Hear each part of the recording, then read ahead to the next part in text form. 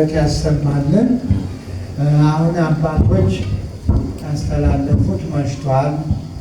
አቡነ ዮሴፍም ገና ዋዜማ ነው ነገ አለሁ ስላሉ እንግዲህ ከ10 ሰዓት ጀምራችሁ ያው ከተማው ሰላም ነው።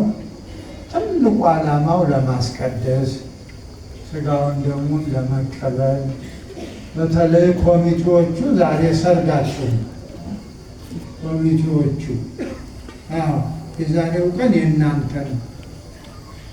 ስለዚህ ቀደም ብሎ መጥቶ እንደው ይህን የሰጠህን እያላችሁ እንድታመሰግኑ።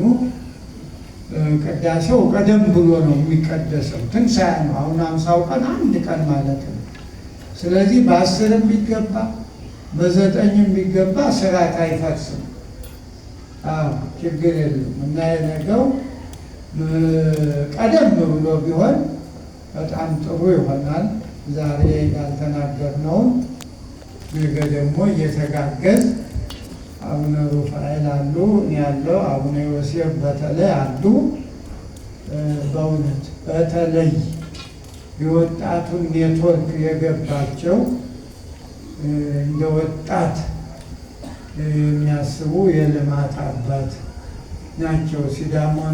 ሲዳማን አይታችሁ ከሆነ ወይም ሲዳሞ የሚሰሩት ስራ ግሩም ነው፣ ድንቅ ነው። በእውነት ወጣቱ እንዴት አድርገው እንደያዙት ህዝቡ እንደዚህ